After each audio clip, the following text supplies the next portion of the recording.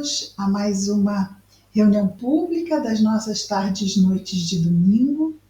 É uma alegria estarmos juntos mais este domingo. Vamos fazer a nossa mensagem, leitura da mensagem inicial do livro Palavras de Vida Eterna, do Espírito Emmanuel, pela psicografia de Chico Xavier. Depois vamos para o estudo, não é? Do Novo Testamento, o Evangelho narrado por Mateus, à luz da doutrina espírita. Nós trazemos, não é? Aqui o texto é a narração de Mateus no Novo Testamento do Evangelho. Então, no nosso estudo, é que nós fazemos, então, trazemos aqui a visão da doutrina espírita. E, ao final, no final da prece final, nós, então, paramos a gravação e conversamos sobre alguns pontos que possam ficar com dúvidas dos companheiros e companheiras presentes hoje. Vamos, então, à nossa mensagem inicial, que é a mensagem 98 de Palavras de Vida Eterna, como já dissemos. O título é Filho e Censor. E o versículo destacado por Emmanuel são palavras de Jesus narradas não por Mateus, mas por Lucas, pelo evangelista Lucas, no capítulo 15, versículo 29, de Jesus, contado, né, por Lucas. Mas, de Jesus aqui está contando a parábola do filho pródigo. Na verdade, a parábola dos dois filhos, não é? Mas, respondendo ele, disse ao pai: Eis que te sirvo há tantos anos, sem nunca transgredir o teu mandamento, e nunca me deste um cabrito para alegrar-me com meus amigos. Então, no caso, esse outro filho, não o que havia partido, não é? Mas o que havia ficado com o pai, o censura pela forma com que o pai acolhe o filho e retorna ao lar depois da queda moral, não é? Emmanuel, então, comenta as palavras de Jesus, que é já parte do final, né, da parábola do filho pródigo.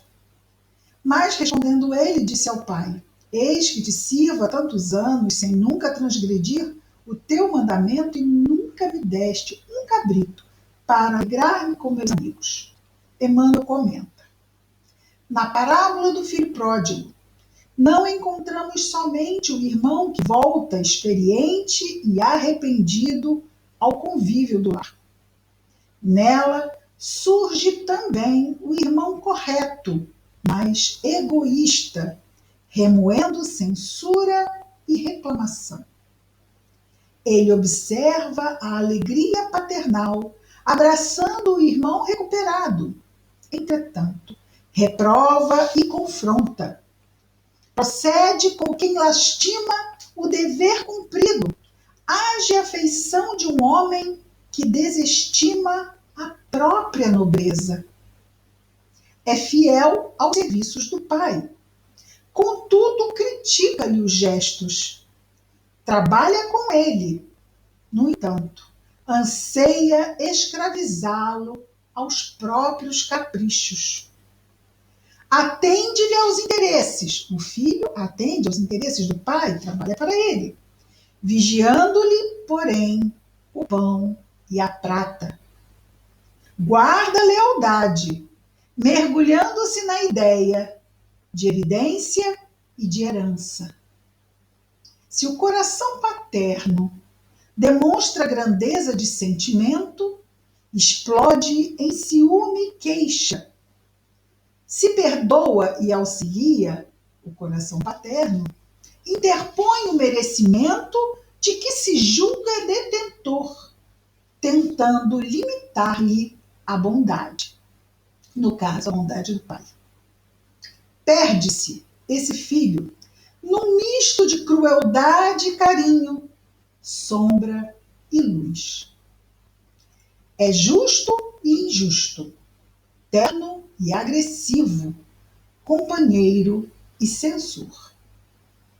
Deseja o pai somente para si, a fazenda e o direito, o equilíbrio e a tranquilidade somente para si.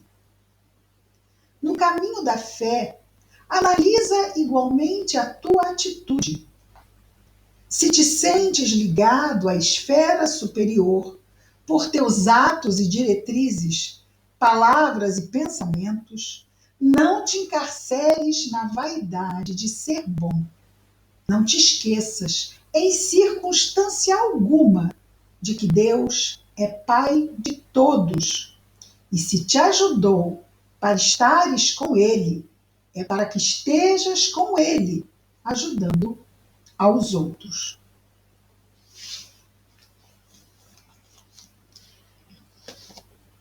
Vamos orar.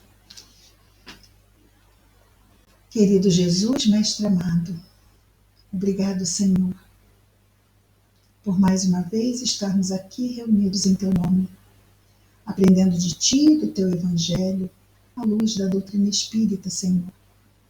Abençoa-nos os esforços, abençoa-nos, Senhor, as trajetórias, abençoa-nos a nós, que ainda estamos na carne, e aos nossos irmãos que retornam à pátria espiritual. Abençoa também, Senhor, aqueles que da pátria espiritual retornam numa nova encarnação. Abençoa, Senhor Jesus, o nosso coração, a nossa confiança, a nossa serenidade. Abençoa os nossos lares, famílias, afetos, os dois planos da existência, Senhor. Abençoa, Jesus amado, todos os nossos irmãos de humanidade igualmente. Em especial te rogamos pelos nossos irmãos aonde quer que se encontrem, que estejam em sofrimento.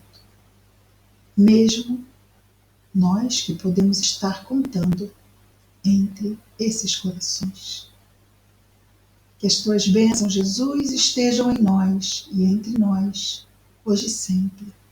Graças a Deus.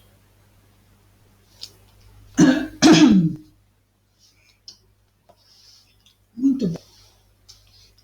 Nós estamos no capítulo 10 da narrativa de Mateus, na parte que trata sobre as perseguições. E paramos ontem aqui, essa parte começa no versículo 17, ontem, domingo passado. Paramos aqui no versículo 26. E nós vamos reler o 25, só para nos situarmos. Basta para o discípulo tornar-se como seu mestre e ao servo tornar-se como seu senhor. Se ao senhor da casa chamaram Beelzebu, quanto mais aos membros da casa dele. Nós também vimos aqui o 26, vamos reler. Portanto, não os temais, pois nada há encoberto que não haverá de ser revelado, em escondido que não haverá de ser conhecido.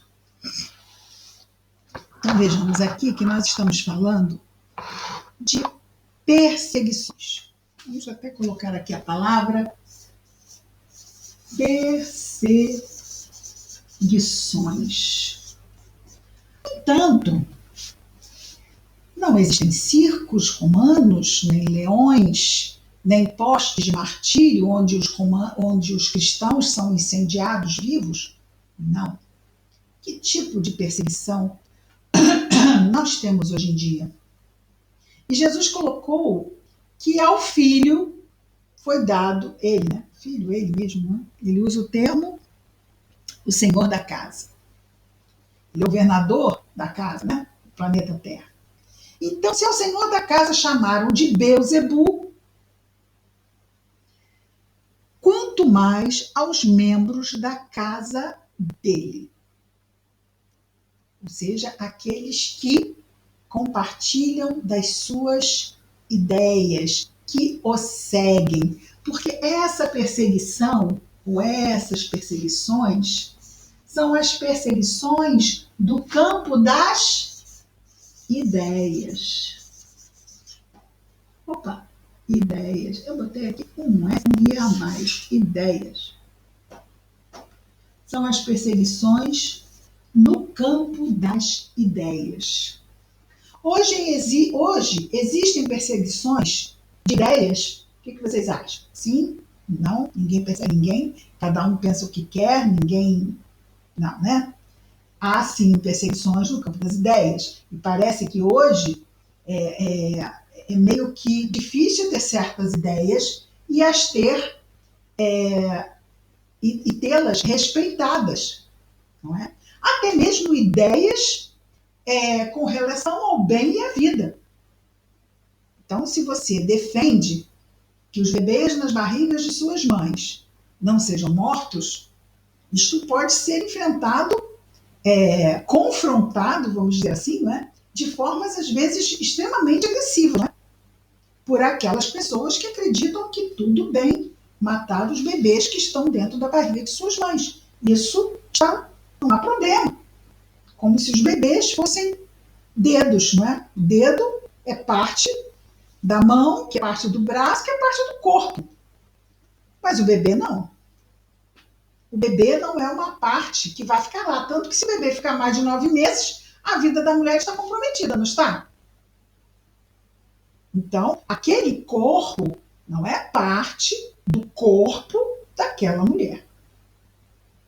Eu posso gerir e, se eu quiser, não gostar do meu dedo, tiro fora. Não devia fazer isso. Vou ser responsável porque esse dedinho eu tenho que cuidar dele.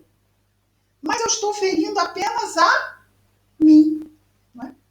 Meu dedo, minha responsabilidade. Mas quando eu trato de outra vida e arrogo a mim o poder sobre esta vida, isto é algo muito grave. Mas, ainda assim, estamos no terreno. Quando falamos de ideia, não vamos nos esquecer, estamos no terreno sempre, sempre, queridos amigos. Nós estamos no terreno do livre-arbítrio. Mesmo que não concordemos com a ideia do outro, mesmo que o outro não concorde com as nossas ideias, a responsabilidade pelas nossas ideias, pelas decisões que tomamos a partir delas e pela responsabilidade que advém dessas tomadas de decisão, pertencem unicamente àquele que as toma. A não ser que... Existem exceções? Sim, existem exceções. Crianças são donas do seu livre-arbítrio? Não. Daí elas serem tuteladas dos seus pais, dos seus responsáveis, de adultos que assumem a responsabilidade pelos seus caminhos, enquanto elas não têm a chamada e dita autonomia.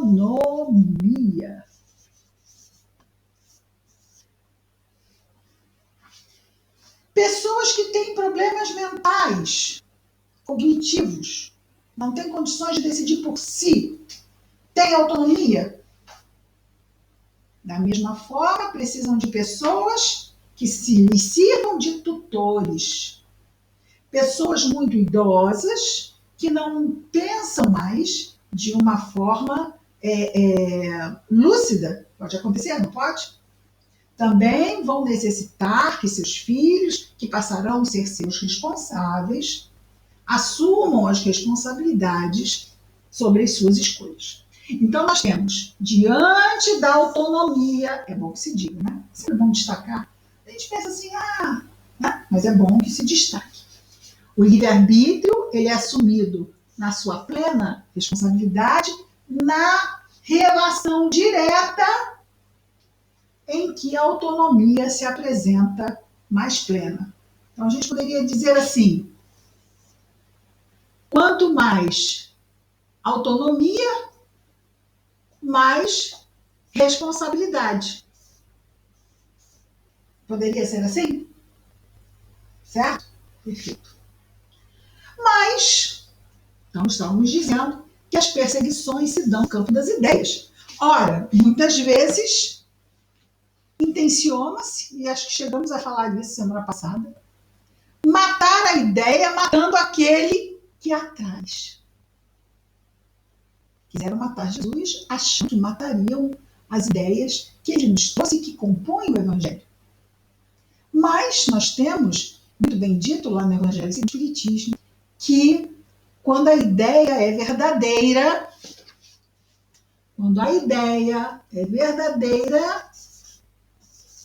ela não pode ser morta. Mas quando a ideia é falsa,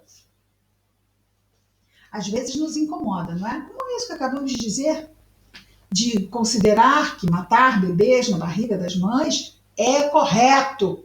É uma ideia verdadeira, falsa? Nós sabemos que é uma ideia falsa, mas é uma ideia que está aí e que muitos defendem como verdadeira. Ora, toda ideia falsa, por mais que nos pareça durar, ela é temporária. Pode durar 2, 3, 4 séculos, 5, 6, olha quantos. O que a gente acha muito tempo, porque nós temos como medida o tempo da nossa encarnação. Nós estamos muito sensíveis às impressões da matéria, não é? Então nos impressiona a gente pensar, mas como assim? É muito tempo, 500 anos? Ah, não. Uma ideia pode viver o tempo que as pessoas acreditam nela. A questão é, quando a ideia é falsa, chega um determinado momento em que ela não se sustenta mais e esfarela, vira nada. Isso é pó. Esses pontinhos aqui. Vocês perceberam que é pó. Já quando a ideia é verdadeira, não pode ser morta, né? não pode ser morta. Podemos passar séculos perseguindo a ideia. Podemos passar séculos tentando eliminá-la. Ela não morrerá, porque está alicerçada na verdade. Então não vamos perder de vista que não é fácil, inclusive dentro de nós mesmos. Dentro de nós mesmos, nós ainda temos frentes de resistência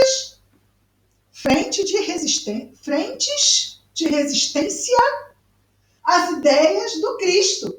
Dentro de nós ainda temos frentes de resistência, não temos? Mas nem frentes de resistência às ideias do Cristo. Então, quando muitas vezes a vida nos convida a perdoar, a gente pode dizer, isso não. Isso eu não perdoo. Estamos o quê?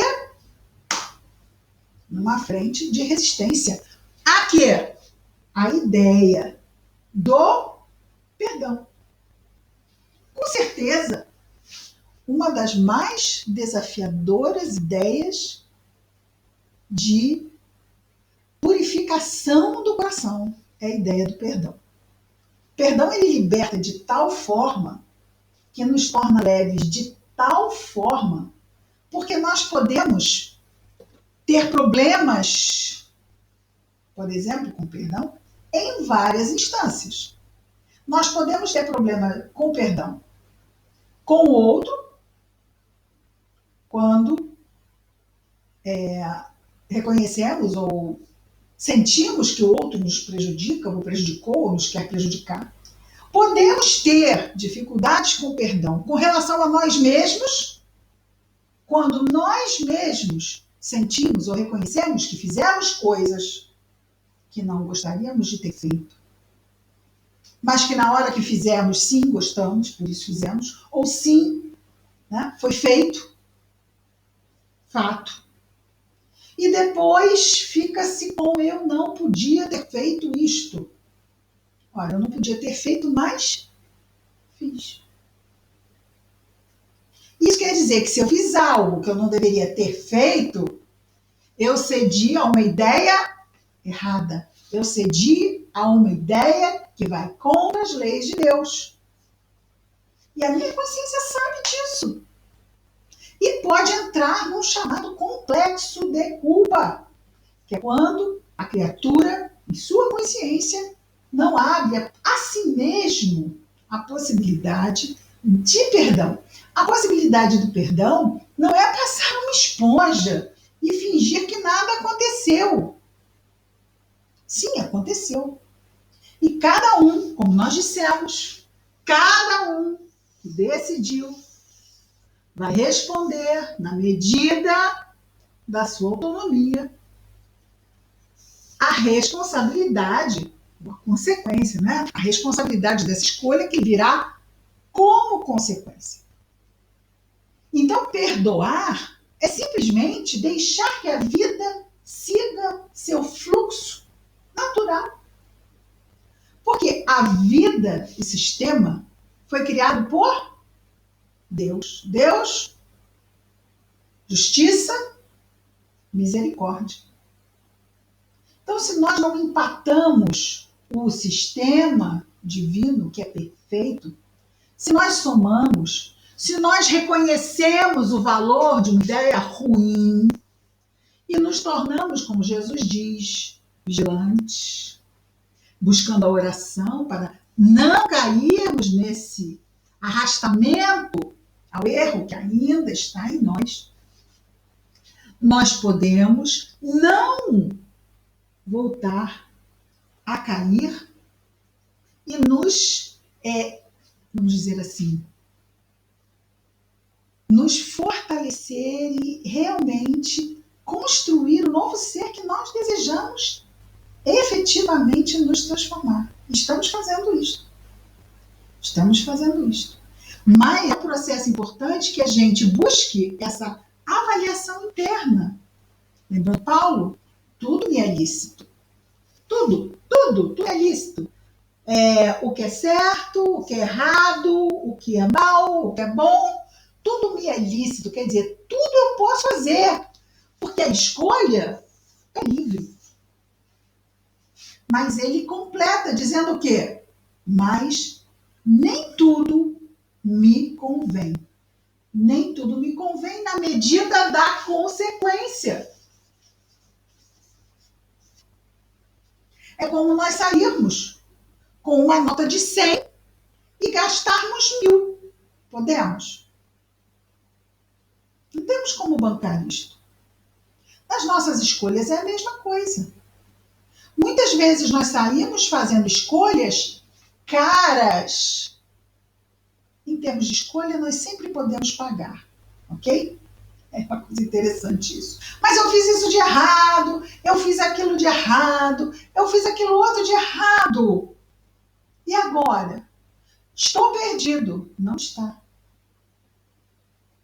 Mas dá para pagar? Dá para pagar. Mas olha, é tão caro às vezes que vai ter que ter o quê? Um crediário, né? Algo assim para ser parcelado, vai levar tempo. E vai ser difícil, certas coisas muito difíceis. Porque se a gente errou muito, é porque, ó, a viciação tá grande aqui. Para a gente não voltar a cair, tem que mudar aqui. Isso, muito esforço. Então, é tal coisa, progresso. Vamos lá. Progresso é o resultado de uma equação. Progresso. Resultado de uma equação que é o somatório do esforço, podemos falar de trabalho, que é a lei, né? Mais o tempo. O trabalho, que é o esforço, mais o tempo. Esforço e tempo, trabalho e tempo igual a progresso. Quanto mais nós cedermos de nós, e nós estávamos falando do perdão. Perdão com relação ao outro, perdão com relação a nós mesmos, e tem outro tipo de perdão. Perdão com relação à vida. Às vezes acontecem coisas que a gente diz assim, isso não podia ter acontecido. Isso não podia ter acontecido. E aí eu procuro quem? Mas quem? Quem? Mas não foi fulano, nem Beltrano, nem fui eu. Aconteceu. E eu não perdoo a vida. Às vezes pode acontecer isso. Isso é uma das situações mais difíceis, porque eu não consigo situar a minha revolta, que é isso, né? Alguém me fez mal, mas quem? Fulano. Eu sei. Eu me fiz mal. Eu sei. Eu. Então, peraí, eu tenho que focar no fulano, de que ele tem que seguir a vida dele, né? É alguma coisa mais delimitada. Mas peraí, mas Deus me botou aqui na nova encarnação, claro, nós estamos falando do auxílio que a doutrina espírita nos traz para enfrentarmos esses desafios relacionados, como estamos falando aqui, ao perdão. Mas e a vida? Muitas vezes podemos direcionar a Deus. Não é Ele que orquestra tudo? Mas, se, de novo, espíritas, quem mandou? Quem mandou decidir ser espírita? Né? Mas é que eu quero a fé raciocinada. Pois, é isso. E aí a doutrina espírita vai nos explicar. Nos explicar de quê? De que as coisas não são aleatórias, de que tudo acontece com um porquê, de que todos nós chegamos aqui com planejamento reencarnatório e que, se for, né, dependendo do que aconteça, né, tudo vai depender do livre-arbítrio. Quando... mas vamos dizer, no caso, né, tivemos um caso na família de um rapaz, sobrinho, primo, né, que é tão jovem que parece sobrinho, que foi atropelado, 17 anos. Quem é o responsável? Foi uma fatalidade. Não havia responsáveis. O motorista do caminhão não tinha como enxergá-lo. Ele estava no ponto cego. Sabe no ponto cego do motorista? Que ele não vê o que acontece? Então o rapaz estava no ponto cego. E o rapaz fez uma análise de cálculo. E dentro da análise de cálculo dele era possível. Mas houve um movimento que fugiu ao que ele tinha pensado. Então é a fatalidade.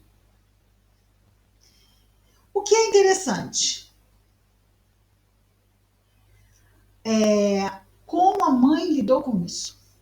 A mãe católica, não é a mãe espírita, a mãe católica, de uma fé. Católico acredita em reencarnação? Não. Mas católico acredita em Deus? Sim. Católico acredita em Jesus? Sim. Católico acredita que a vida continua? Sim. Então, ela não sabe, e é interessante, não é? Porque nós temos muito mais subsídios para entendermos as questões de provas, expiações e tantas outras coisas. Mas o que essa mãe sabe? Ela sabe que foi a vontade de Deus. Foi uma fatalidade. Foi a vontade de Deus levar o filho dela para perto dele. E ela se sustenta nessa fé de que foi a vontade de Deus. E dessa mãe, diferente de outras pessoas da família também católicas, que não têm a mesma profundidade de fé, essa mãe sofre, claro que sofre, foi a vontade de Deus, mas ela ficou sem filho de 17 anos. No dia que ele soube que tinha passado o vestibular. Então, é um filho único. Uma frustração tão grande, mas a fortaleza dessa mulher diante da dor, pela compreensão de que se aconteceu, foi porque assim Deus decidiu, e porque se Deus decidiu, cabia a ela aceitar. Então ela fica com a dor, mas ela não tem o quê? A revolta. Isso é tão incrível, porque nós vemos corações assim e podemos nos perguntar, será? Né? Será que eu teria esse sentimento? Porque é um exemplo de uma fé tão enobrecida e sem os recursos que nós temos como espíritas.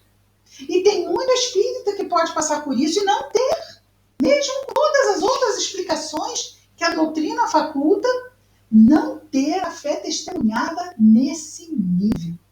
Então nós vemos a maturidade do quê? Dos espíritos. Não é? Cada espírito, independente da religião que siga, tem um grau de maturidade, traz consigo a herança do que já conquistou em quê? Através do tempo, com seu esforço, revelando assim o seu progresso. Isso tudo vai nos ajudar nas próximas frases que Jesus vai nos dizer. Vejamos. Jesus fala aqui no versículo 26 de que muitas serão as pressões, as lutas, as perseguições, mas que aconteça o que acontecer, que em nós não habite o espírito do temor. Não os temais. Então, temor. Ele diz não os temais. Porque diante de um forte confronto, podemos ficar abatidos ou até mesmo temerosos, claro. Mas ele diz, eu digo claro, mas ele não é claro. Não os temais. Pois nada há encoberto que não haverá de ser revelado, nem escondido que não haverá de ser conhecido. Lembra que nós falamos de haver uma verdade tida como verdade, como esta, de matar bebês, não é? Como existem outras tantas falsidades vendidas como verdade. Não vamos esquecer que no tempo da escravidão, os próprios padres, né, diziam para os donos de escravos que não se preocupassem, porque os negros não tinham alma. Então estava tudo certo. Então o quê? São máquinas, não têm alma. Uma mentira vestida de verdade, mas por não ser, onde está ela agora? Virou nada. Por quê? Porque não era verdade. E o que não é verdade termina. Quanto tempo durou a escravidão? Séculos, não foi? Mas tudo tem seu tempo. Já a verdade, não. A verdade não há o que a mate. Se morreu, não é verdade. E muitos, inclusive, essas pessoas que hoje matam o bebê na barriga de suas mães.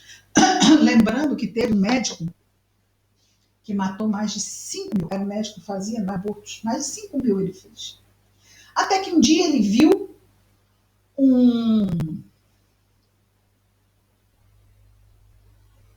ultrassonografia. Sentiram? A ultrassonografia de um bebê na hora do ato do abortamento. E como o bebê se esconde no fundo do útero para evitar as pontas da tesoura. Aterrorizado diante da morte iminente. A partir daí, nunca mais. Nunca mais. Então ele percebeu que não era uma coisa amorfa, que era um ser que tinha vida e que queria lutar por ela, mas, como sempre dizemos, é a voz muda, não é? Então, no seu tempo, todos os que lutam pela mentira não terão pelo que lutar, porque ela será revelada. É tudo, sobre todas, uma questão de tempo. Aí Jesus diz no versículo 27 assim: o que vos digo na treva, dizei-o na luz. E o que ouvis ao ouvido, proclamai sobre os terraços. Muito bem. O que Jesus está dizendo? Jesus não está falando para a multidão aqui. Jesus está falando para os apóstolos. Jesus os está treinando para o trabalho de divulgação do evangelho. O que Jesus fez? Jesus pregou, mas ele sabia que aquela pregação, todas as pregações que ele fez, seriam depois registradas e que serviam também para que seus apóstolos aprendessem como se faz. Eles seriam os multiplicadores. Jesus veio e formou um grupo de multiplicadores. Isso sem falar dos discípulos. Mas ele se focou, concentrou mesmo as suas disposições, porque sim, não é? Já falamos sobre isso aqui, apóstolo é o que é escolhido pelo Senhor, é o que recebe a instrução do Senhor e recebe a missão do Senhor. Então, esse grupo em especial, ele foi instruído em oculto, ou seja, várias coisas Jesus diz a eles, e diz, principalmente sobre perseguições. Sobre perseguições não é algo que você... As pessoas, quando sofrem, elas não querem ouvir falar de problema, não é? Quem tem problema não quer ouvir falar de problema. Quer ouvir falar de cura, de solução. E aí nós temos um povo, ainda, temos muitos, não é? Que não estão preparados para nada mais consistente. Ainda querem, como Paulo diz, o leite. Não estão preparados para conteúdos mais, vamos dizer assim, contundentes ou mais de maior gravidade. Querem consolo. Porque quem sofre quer consolo, não é? Então, Jesus trouxe consolo. O Evangelho é consolador? Sim. Mas nós estamos falando aqui daqueles que abraçam esse ideal e que esse ideal do Evangelho é um ideal que não convém aos que querem o poder neste plano material. Ora, muitos se aproximam do Evangelho apenas e somente para a cura, não é? Quantas e quantas vezes trabalhos de tratamento, trabalho ou momentos de sofrimento recebem corações confrangidos, sofredores, que são amparados, consolados e depois de amparados, consolados, seguem seus caminhos. Não é? Então, nem sempre o Evangelho é visto como algo para solidificar, para construir um novo ser em nós. Muitas vezes apenas uma mensagem para consolar e fortalecer para que eu continue as minhas lutas no mundo. Então, muitas pessoas ainda se aproximam, recebem o acolhimento, o consolo e, se sentindo mais fortalecidas, seguem adiante. E perguntamos, isso é errado? Não, não é errado. Porque não é consolação? É consolação. No momento em que a pessoa estiver se sentindo pronta para dar mais um passo, está ali. A estrutura é sempre a mesma. É como se Deus estivesse sempre de braços abertos. Se a pessoa vem e fica, como a mesma nossa mensagem inicial, né? Mesma nossa mensagem inicial. O filho pródigo foi embora. Recebeu a herança, recebeu o que queria, o que precisava e foi embora. Mas aquele que se afasta, é certo, mais dia ou menos dia, vai voltar. Vai voltar. Por quê? Porque o muito sem Deus é nada. O pouco com Deus é muito. Então, todo aquele que acha que tem muito e pode viver muito bem obrigado sem Deus, esse muito é material e o mundo com o tempo vai, até porque tudo que é material pertence a Deus e Deus põe, Deus dispõe e tudo vem para o nosso aprendizado. Então, o filho pródigo foi, gastou tudo, toda a herança. E depois? O mesmo vento que o levou, depois o trouxe de volta. Junto com o seu arrependimento, porque ele aquilatou, não é? Com o peso da experiência, a qualidade da sua escolha, com amargas consequências. Mas o pai não o julgou. O que fez o pai? O acolheu. E é isso que Deus faz sempre e o tempo todo. Acolhe. Agora, ele não prende. Se a pessoa se sente acolhida e daqui a pouco está confortável e diz assim, ok, pai, ok, dá licença, então vou seguir meu rumo, tenho um montão de coisa para fazer nesse mundo, né? E quando dizemos isso, já estamos falando de escolhas e ideias que vão se afastando do regaço, vamos dizer assim, das leis de Deus. E aí a pessoa vai de novo naquele movimento. E chega num determinado momento, fato é, como a maré, que vai voltar. O destaque da página, é claro, foi para aquele filho que fica agarrado ali ao pai.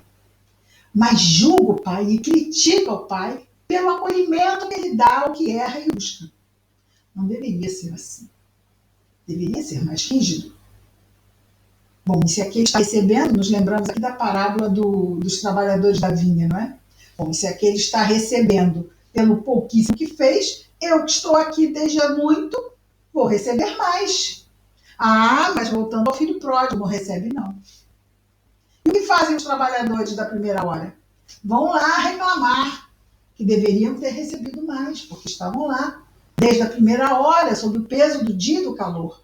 Assim, o filho pródigo diz, mas nunca me destes um bezerro para me alegrar com os meus amigos. Porque eu estou aqui, eu devia estar recebendo mais. Interessante, não é? E é sempre um mais material. É sempre um mais material. Então, não estamos entendendo direito a relação que Deus tem conosco, quais são os seus propósitos, quais os objetivos que realmente devemos atingir quando nos aproximamos de Deus. Ah, agora eu me aproximei de Deus, agora eu estou estudando o Evangelho, a minha vida vai melhorar. E vai. A vida vai melhorar. Mas quem traduziu isso para a minha vida material vai melhorar? A minha vida mental vai melhorar, mas olha, quanto tempo? E a emocional? Depende do trabalho, da quantidade de trabalho que eu efetuar através do tempo. Aquele que mais se esforça, mais progride. Mas não é um esforço de carregar pedra. Por isso que nós falamos sobre o perdão, não é? Porque o perdão é daquelas virtudes que parece aquela pedra de 50 toneladas. Quem consegue carregar uma pedra de 50 toneladas? Ninguém. Ah, então o perdão é impossível? Não. Pega lá uma marretinha e vai quebrando a pedrinha.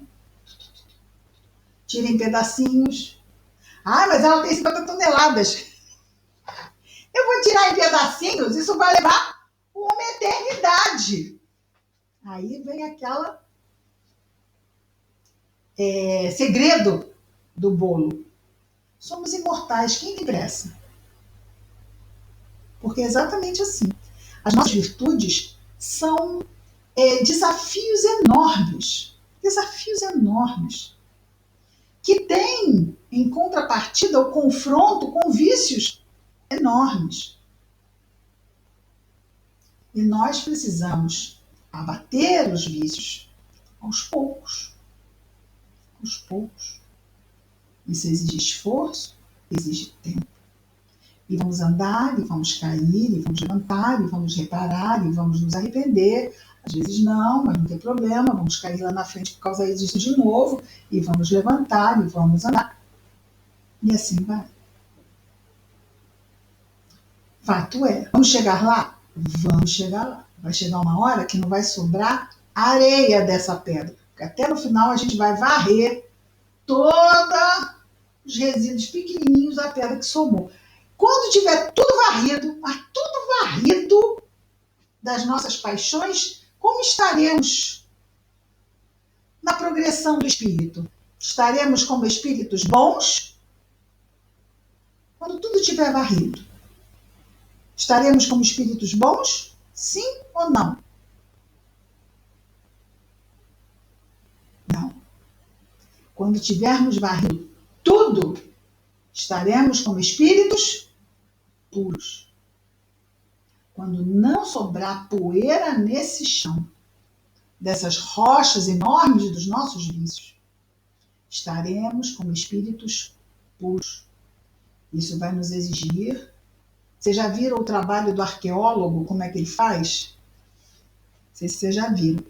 Eles, muitas vezes ele tem que desenterrar uma peça que está enterrada e ele vai lá, ó, martelinho do arqueólogo, não é uma marreta, porque senão ele vai quebrar todos os vasos gregos, não é? Então ele vai com martelinho. Tira um pedacinho, tira um pedacinho. Se a gente fosse com a marreta no vício, podia. Mas a gente diz assim, ai, não consigo. É difícil. Aí a gente vai com martelinho. Aí Deus fala o quê? Não, tem que ser com a marreta, porque você tem que resolver isso rápido, que eu tô com pressa. Deus fala assim, sem problema nenhum. Sem problema nenhum, meu filho. Olha só, você tem todo o tempo do mundo. E às vezes a gente diz isso para os nossos filhos. Ah, meu filho, você tem todo o tempo do mundo. Antes, é claro, de ele fazer 30, né? Que aí a gente já diz para ele que ele não tem mais todo o tempo do mundo. Mas Deus diz pra gente assim, olha, não se preocupe, meu filho, porque você tem todo o tempo do mundo e é literal e nós temos mesmo. Nós temos como espíritos imortais todo o tempo do mundo. Podemos ir com o nosso martelinho esse nome do apólogo, não, do arqueólogo, né? Como nós podemos levar um martelinho maior, né? Quem for mais forte, né? E a força é moral, né? Pode usar uma marreta. Graças a Deus, não é uma marreta, porque senão fica difícil de levantar, mas essa é uma marreta moral. Então a gente precisa ter força moral, coragem moral. O que nos dá coragem moral? Humildade. A humildade nos dá essa coragem moral. Porque a gente já sai se sabendo o quê? Pequenino. Olha quanto poder tem o que se reconhece pequenino diante da vida, diante de Deus. Aquele que se acha muita coisa vai enfrentar grandes desafios. Porque nós não somos ainda. Nós não somos sequer seres que temos luz ainda. Então, precisamos reconhecer que somos pequeninos. E quando reconhecemos que somos pequeninos, nos lembramos do Salmo, que eu não vou saber o número do Salmo, que eu também, né? Vou saber, já sei que está no Salmo. Tudo posso naquele que me fortalece. Então, ser pequenino é um problema? Não é problema. Porque se eu posso tudo em Deus, qual é o problema ser pequenino? Lembra que nós dissemos que o pouco com Deus é muito? Então eu sou pequenino, mas com Deus o que nós podemos? Que posso eu temer quem pode a mim se opor, se entreguei minha vida a ti, Senhor? Diz a música, não é? Voltando. Então ele diz, não é? Para o que ele está dizendo para eles ali na treva quer dizer escondido, não é? Só entre quatro paredes, naquele quarto ou sala, dizei-o à luz. Então que eles pegassem tudo que eles estavam aprendendo do Evangelho e depois fossem levar às multidões. Levar às multidões, ensinar às multidões, seria a tarefa deles. E ele diz,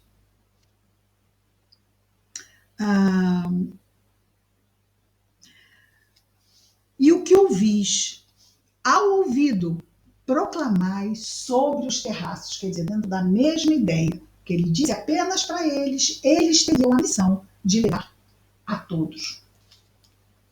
No versículo 28 ele diz, não temais, de novo ele volta, não temais. Ele disse, Não temais no versículo 26. No versículo 28, ele repete para vermos como o temor ainda é algo muito grande em nós. Porque ele diz duas vezes, ele reforça a ideia de não temermos. Não temais os que matam o corpo, porém não podem matar a alma. Temei mais. Porque ele sabe que a gente ia temer de qualquer forma. Ele diz não temais, mas ele sabe que nós, sim, nós vamos temer, mas ele diz temei mais, o que pode destruir no Geena tanto a alma como o corpo. Muito bem. O Geena, ele diz para temermos mais. O que pode no Geena, vamos ver aqui, matar não é o termo, é destruir. Destruir. Tanto a alma como o corpo. Muito bem. O que é Geena? O Geena é o inferno. Mas é claro que Jesus está falando aqui do sentido moral, certo? Sempre o sentido moral e espiritual. Ora, o Geena que destrói a alma e o corpo. Esse Geena que destrói alma e corpo são os vícios. Temei mais. O Geena que destrói a alma e o corpo.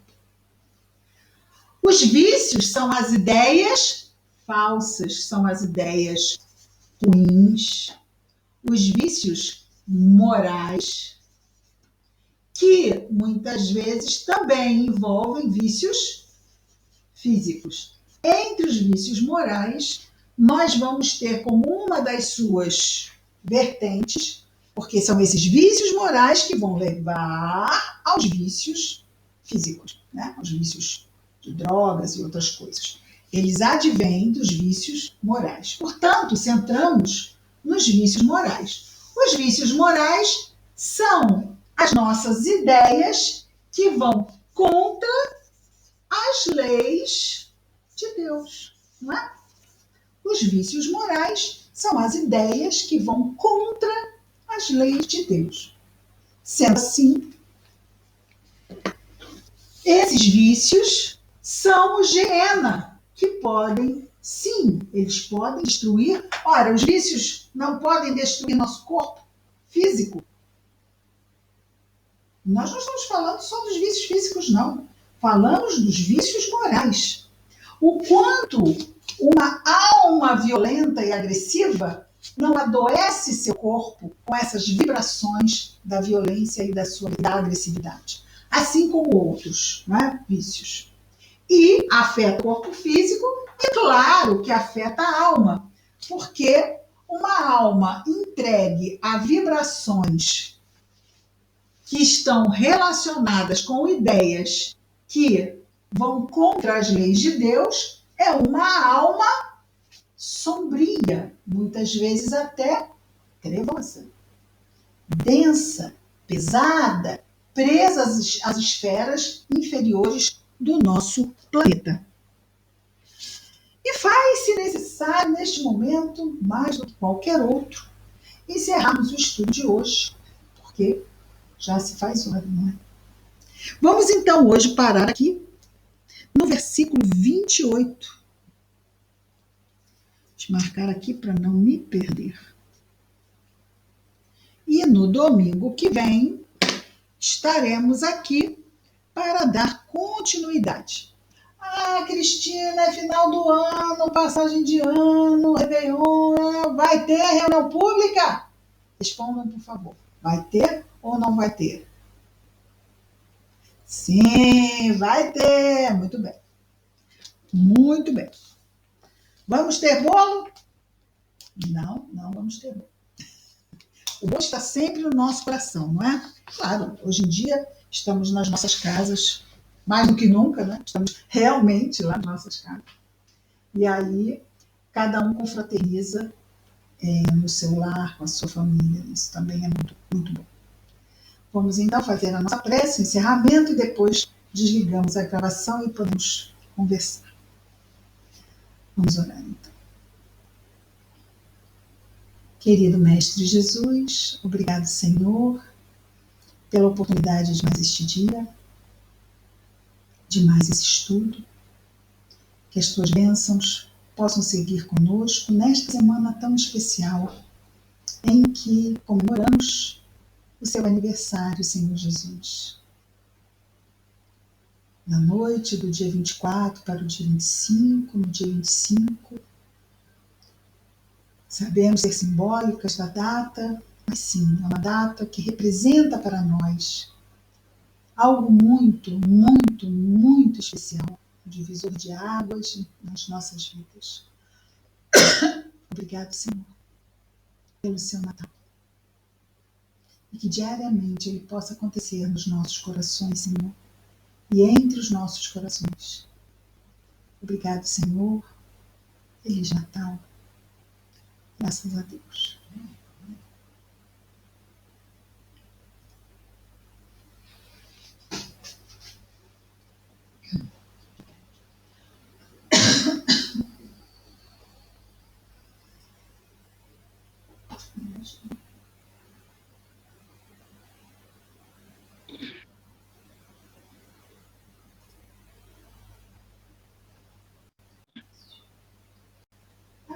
Acho que eu já nem silenciei os microfones, não é? Não me lembro de ter silenciado. Fala alguma coisa, Cléia. Acho que você está. Não, né?